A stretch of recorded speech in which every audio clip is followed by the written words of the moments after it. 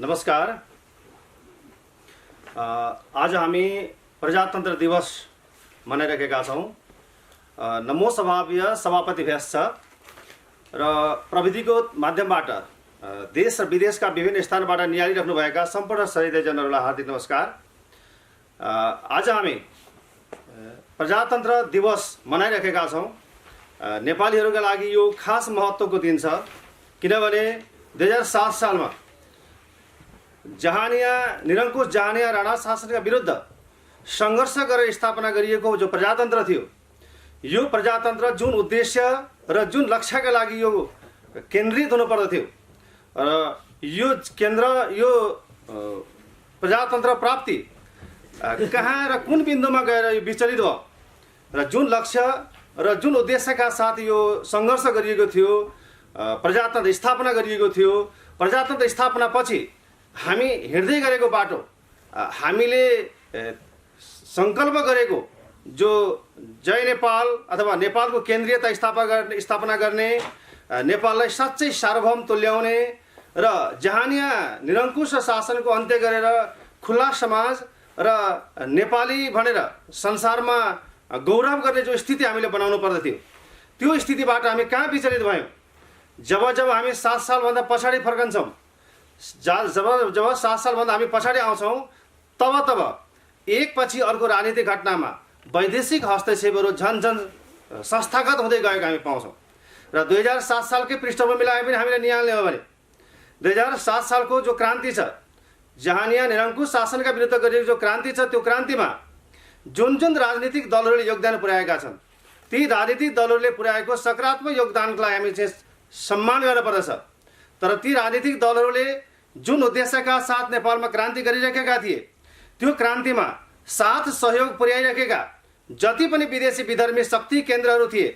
ती शक्ति केन्द्रहरूका अभिष्टहरू जे जसरी प्रकटित भइरहेका छन्, 2007 साल पछिको परिवर्तनको स्थितिमा जे जसरी प्रकटित हो, त्यो चिज आजका मितिसम्म त्यो घट्दो क्रममा छैन, झन् बढ्दो क्रममा छ। त्यसकारणले गर्दाखेरि प्रजातन्त्र र प्रजातन्त्र स्थापना पछिका दिनहरूमा जहाँ हामी चाहिँ हाम्रो सार्वभौमिकता, हाम्रो स्वतन्त्रता र हाम्रो आत्मनिर्णयमा जहाँ हस्तक्षेप भइरहेको छ, जुन शक्तिले हस्तक्षेप गरिरहेको छ, जुन प्रवृत्तिले हस्तक्षेपलाई संस्थागत गरिरहेको छ, त्यो चिजका बारेमा हामी गम्भीर भएका छौँ। त्यसकारणले गर्दाखेरि पनि आज झन्डै 7 दशकपछि, प्रजातन्त्र स्थापनाको 7 दशक पछाडि आज फेरि पनि हामी पूर्ण प्रजातन्त्रका लागि सङ्घर्ष गर्नुपर्ने स्थिति भइरहेको छ। फेरि लोकतन्त्रका नाममा विभिन्न किसिमका चाहिँ शक्ति केन्द्रहरूको चाहिँ आड भरोसामा, स्याहार सुसारमा, उनका ग्रान्ड डिजाइनमा जे जस्ता राजनीतिक दलहरू नेपाली राजनीतिमा चाहिँ क्रियाशील भइरहेका छन्,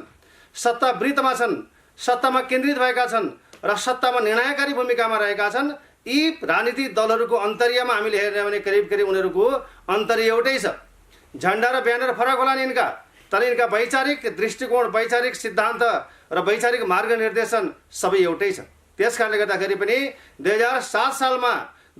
साल पछिको परिवर्तनको स्थिति छ। यो परिवर्तनको स्थितिमा हामीले प्राप्त गरेका सकारात्मक उपलब्धिहरूलाई हामीले संस्थागत गर्नु छ। त्यो चिजको सम्पूर्ण श्रेय मौलिक झरोकिलो पार्टीले लिने नै छ। तर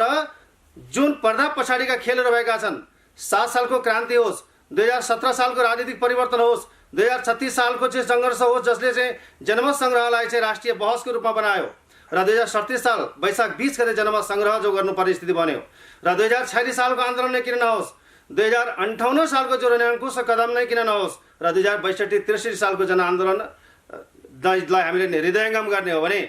हरेक राजनीतिक दलहरू जसले नेपालको राजनीतिक इतिहासमा, नेपालको प्रजातान्त्रिक इतिहासमा यी राजनीतिक दलहरूले जुन योगदान पुर्याएका छन्, यिनका सकारात्मक योगदानलाई हामी सम्मान गर्दछौँ भनेकै छौँ हामीले। तर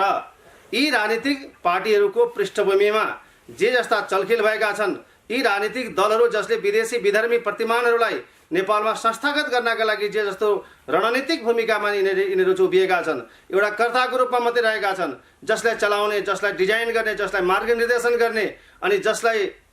सिकाउने, अराउने अरू नै कोही भइरहेको जो परिस्थिति आज हामी छर्लङ्ग पाइरहेका छौँ, यो चिजलाई चिरेर नेपालमै ज्वरो र नेपालमै किलो भएको मौलिक रहिथाने शक्ति 2046 सालमा हामीले राजनीतिक शक्ति निर्माण गरेर यही जो ग्याप बनिरहेको छ, 2007 सालमा जुन उद्देश्यका साथ नेपालमा प्रजातन्त्र स्थापना गरियो, नाम र आवरणमा खेल्नेहरूको चाहिँ बाहुल्यता छ। यहाँ उनकै चातुर्यता यहाँ देखिरहेका छौँ हामीले। त्यस कारणले गर्दाखेरि पनि यो चलखेल र यो राजनीतिक अस्थिरताबाट लाभ लिनेहरू त प्रशस्तै छन्। जति राजनीतिक दलहरू नयाँ राजनीतिक क्रमसँगै विकसित हुँदै गए, यी राजनीतिक दलहरूको अभिष्ट के देखियो भने आफू र आफ्नो नेतृत्वमा भएका जति पनि राजनीतिक नेतृत्वहरू छन्, ती राजनीतिक नेतृत्वहरूको जीवनमा त कायापलट भएको छ। हरेक राजनीतिक दलहरू जो सत्ताको पहुँचमा पुगेका छन्, सत्तालाई जसरी सत्तालाई चाहिँ उनीहरू चाहिँ नियन्त्रणमा राखेका छन् र सत्तालाई नियन्त्रणमा राखेर यी राजनीतिक दलका नेतृत्वहरूले जे जस्तो आफ्ना स्वार्थी अभिष्टहरू पुरा गर्न सकेका छन्, यिनका व्यक्तिगत जीवनमा त ठुलो क्रान्ति आएको छ, ठुलो परिवर्तन आएको छ। तर आम सर्वसाधारण जनताहरूको चाहिँ जीवनमा केही पनि परिवर्तन आएको छैन। झन्झन हामी अप्ठ्यारो स्थितिमा परिरहेका छौँ। हाम्रा हरेक परिवर्तनहरूबाट हामी झन्झन परिनिर्वार्तामा हामी गइरहेका छौँ। अहिले पछिल्लो समयमा BRI जस्ता ठुला योजनाहरू, रिभर लिङ्क जस्ता योजनाहरू अनि MCGS जस्ता परियोजनाहरूबाट हामीलाई अर्को वैचारिक जालमा हामीले फसाउन खोजिँदैछ। हरेक राजनीतिक दलहरू यी विदेशी शक्ति केन्द्रहरूको चाहिँ पक्ष विपक्षमा उभिएर जसरी नेपाली जनतालाई चाहिँ लडाउँदैछन्, जसरी नेपाली जनताहरूमा चाहिँ भिडन्तको स्थितिमा पुर्याउँदैछन्, अर्कापट्टि यिनीहरू विभिन्न किसिमका वैचारिक जालहरू नेपाली समाजमा फैलाएर नेपाली समाज र नेपाली जनलाई विभिन्न जैविक अथवा यो बायोलोजिकल जो डिस्टिङसन छ, बायोलोजिकल वर्गीकरण छ, नस्लीय विभाजन छ, यो नस्लीय विभाजनमा कित्ताकाट गरेर यिनले नेपाली समाजमा एउटा ठुलो चाहिँ यो हिंसा, ठुलो गृह युद्धको चाहिँ सिर्जना गरिरहेका छन्। आज जसरी मधेसी र पहाडी भनेर घृणात्मक कित्ताकाट गरिँदैछ, ब्राह्मण र दलित भनेर जो घृणात्मक कित्ताकाट गरिँदैछ, जसरी जाति र जनजाति भनेर चाहिँ नस्लीय कित्ताकाट गरिँदैछ, यसको परिणाम हामीले चाहिँ अनुमान गर्न सक्दछौँ। यो किन गरिँदैछ, कसको रणनीतिमा गरिँदैछ, कसको योजनामा गरिँदैछ? जब नेपालका मौलिक रहिरहने चाडपर्वहरू आउँछन्, जब नेपालीहरूका मौलिक रहिरहने धर्म संस्कृतिका विशेष महत्त्वहरू आउँछन्, तब यहाँ घुमौरो किसिमले यहाँ चाहिँ विष पान गराउने, विष छर्ने काम भइरहेको छ। हिजो मात्रै शिवरात्रिको अवसरमा शिवरात्रिको महिमा गान गर्नुको सट्टामा राष्ट्रिय मिडियाहरूमा जसरी महाशिवरात्रिको चाहिँ निन्दा गर्ने प्रवृत्तिलाई चाहिँ प्रोत्साहन गरियो, त्यही कुरा केही दिन अगाडि अथवा केही दिन पछाडि गरेको भए पनि हुन्थ्यो। जब नेपाली जनहरू हिन्दू धर्मावलम्बीहरू नेपालकै महान चाडहरूमध्ये महाशिवरात्रि मानिरहेका छन्, त्यस्ता महत्त्वपूर्ण दिनहरूमा पनि निन्दात्मक विचार, निन्दात्मक टिप्पणीहरूलाई प्रश्रय दिएर जो समाजमा चाहिँ भाँड भैलो मचाउन खोज्दैछन्, त्यस्ता शक्तिहरूबाट हामी सचेत रहनुपर्छ। नेपालको पुनर्जागरणलाई आफ्नो महत्त्वपूर्ण कर्तव्य र कार्यभार सम्झेर अगाडि बढिरहेको जरो किलो नेपालमै भएको मौलिक रहिरहने शक्ति जो नेपालको पुनर्जागरणलाई आफ्नो कार्यभार ठान्दछ, नेपाललाई फेरि एकपटक मूल धारमा फर्काएर नेपालको मौलिकतालाई फेरि प्रवर्धन गर्ने जो उद्देश्यका साथ अगाडि बढिरहेको छ। त्यस कारणले गर्दाखेरि मौलिक जरो किलो पार्टी मात्रै नेपालको मौलिकतालाई आत्मसात गरेको, नेपालको पुनर्जागरणलाई आत्मसात गरेको र नेपालको मौलिक प्रतिमानलाई फेरि निर्णायक बिन्दुमा पुर्याउन सक्छौँ भन्ने त्यो आशा र आत्मविश्वास बोकेको पार्टी भएको कारणले गर्दाखेरि सम्पूर्ण नेपाली जनहरूले फेरि एकपल्ट सम्झनु पर्नेछ, निहाल्नु पर्नेछ। आफ्नो आस्था भएको, आफ्नो समर्थन भएको र आफू सङ्गठित भएका राजनीतिक पार्टीहरूले नेपालको मौलिकतालाई कसरी आत्मसात गरिरहेका छन्, नेपालको मौलिकतालाई कसरी यिनीहरूले चाहिँ उजागर गरिरहेका छन्, अथवा नेपालको मौलिकतालाई यिनले कुन प्राथमिकतामा राखेका छन्, त्यो चिजलाई हामीले निहाल्नै पर्दछ। जति पनि हामी नेपाली जनहरू छौँ, हामी नेपाली जनहरूले नै हो नेपाललाई सिँगार्ने, नेपाललाई विकासको गतिमा हिँडाउने। अरू कोही पनि आएर, अरू कुनै पनि व्यक्ति अर्कै ग्रहबाट, अर्कै देशबाट आएर नेपाली समाज र नेपाली राजनीति, नेपाली संस्कृति र नेपाली अर्थतन्त्र अथवा नेपाली प्रतिमानलाई अगाडि बढाउने होइन। हामी सम्पूर्ण नेपालीहरू नै अग्रसर भएर, स्वक्रियात्मक अग्रसर भएर, क्रियाशील भएर हामीले नै हो नेपाललाई सिँगार्ने,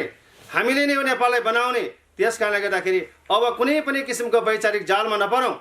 कुनै पनि भ्रममा नपरौँ, व्यक्तिका अनुहारहरूमा पनि विश्वास नगरौँ। जुन राजनीतिक दलले कस्तो सिद्धान्त आत्मसात गरेको छ, कस्तो दर्शन आत्मसात गरेको छ र कस्ता क्रियाकलाप गरिरहेको छ, कस्ता विचार र कस्ता क्रियाकलापहरूलाई चाहिँ उसले चाहिँ प्रोत्साहन गरिरहेको छ, ती चिजहरूलाई निहालौँ। त्यस कारणले गर्दाखेरि आफूले समर्थन गरेको, आफू सङ्गठित भएको र आफूले आस्था राखेका राजनीतिक दलहरूले नेपाली समाज र नेपाली संस्कृतिलाई, नेपाली प्रतिमानलाई अगाडि बढाउनका लागि कस्तो दृष्टिकोण राख्दछन् भन्ने कुराको बारेमा अब हामी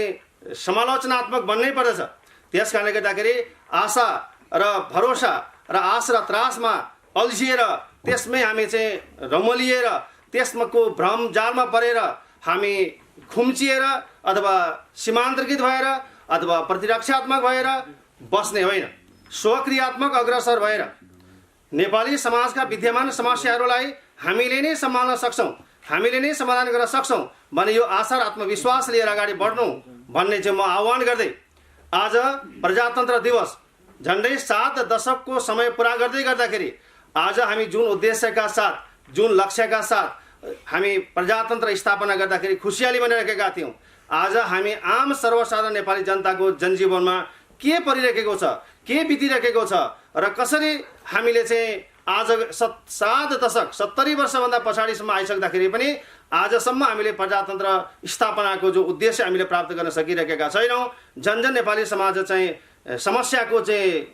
ढेरमा, समस्याको चाहिँ थुप्रोमा चाहिँ परिरहेको छ। हामी झन् अप्ठ्यारो र उल्झनमा हामी परिरहेका छौँ र तुरुन्तै यी विद्यमान समस्याहरूको निकास हुन सक्ने र नेपाली समाजले गति लिन सक्ने स्थिति हामी देखिरहेका छैनौँ। त्यस कारणले गर्दाखेरि पनि यी सम्पूर्ण समस्याहरूको तत्काल समाधानका लागि पनि हामीले आजको युग सुहाउँदो, आजको यो समाज र संस्कृति प्रतिमानमा आएको जो परिवर्तन छ, यो प्रतिमानमा सुहाउँदा किसिमका विचार, सुहाउँदा किसिमका दर्शन, सुहाउँदा किसिमका दृष्टिकोण, सङ्गठन पद्धति, कार्य पद्धति लगायत हामीले सम्पूर्ण प्रतिमानलाई आत्मसात गरेर नेपाली समाजमा फेरि एकपटक नेपालको मौलिकता, नेपालको चाहिँ रैथानेपन, नेपालको सामाजिक सांस्कृतिक संरचनासँग सुहाउँदा किसिमका विचारधाराहरूलाई संस्थापित गर्नका लागि मौलिक जरकिलो पार्टी मात्रै एउटा विकल्प रहेको छ।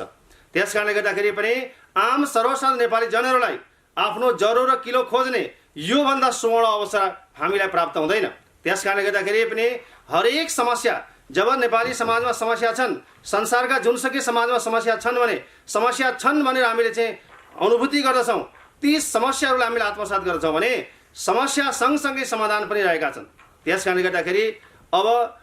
व्यक्ति मात्रै परिवर्तन गरेर अथवा हामीले एउटा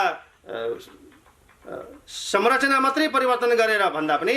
कसरी नेपाली समाजलाई बदलिदो परिस्थितिमा अग्रणी तुल्याउन सकिन्छ, निरन्तर बदलिएका वैश्विक संरचनाहरूमा नेपालको केन्द्रीयता कसरी स्थापना गर्न सकिन्छ भनेर दूरगामी दृष्टिकोण राखेर त्यसै अनुसारका विचार दृष्टिकोणलाई आत्मसात गरेर बिस्तारै क्रमैसँग र आवश्यक पर्दाखेरि स्वक्रियात्मक हस्तक्षेप गर्न सक्ने गरी हामी अगाडि बढ्नुपर्छ भन्ने यो सन्देश दिँदै आम नेपाली जनहरू जो आज प्रजातन्त्र मनाइराख्नु भएको छ, यो प्रजातन्त्रको अवसरमा, प्रजातन्त्र दिवसको अवसरमा हामीले जे लक्ष्य राखेर 2007 सालको क्रान्ति गरेका थियौँ, क्रान्तिको उपलब्धि हासिल गरिसकेपछि जे जसरी हामीले चाहिँ उपलब्धिलाई, प्रजातन्त्रको स्थापनालाई खुसियाली मनाएका थियौँ, आजसम्म पनि त्यो खुसियाली मनाउने सार्थकता पुरा भएको छैन, सार्थकता भएको छैन। त्यस कारणले गर्दाखेरि पनि प्रजातन्त्र स्थापनाको सार्थकतालाई प्रमाणित गर्नका लागि पनि, आशा र आत्मविश्वास जगाउनका लागि पनि, आम नेपाली सर्वसाधारणको जनजीवनमा सकारात्मक परिवर्तन ल्याउनका लागि पनि फेरि हामी नयाँ सङ्घशक्तिमा हामी सङ्गठित हुनुपर्नेछ, जसले नेपालको मौलिक प्रतिमानलाई आत्मसात गरोस्, जसले नेपालको दूरगामी परिवर्तनलाई, परिवर्तन मात्रै होइन नेपाली समाजलाई परिवर्तन पनि गर्न सक्ने किसिमको सङ्घशक्तिमा हामी एकजुट हौँ भन्दै मेरा आफ्ना केही शब्दहरू यहाँ अन्त गर्न चाहन्छु। सम्पूर्णलाई नमस्कार।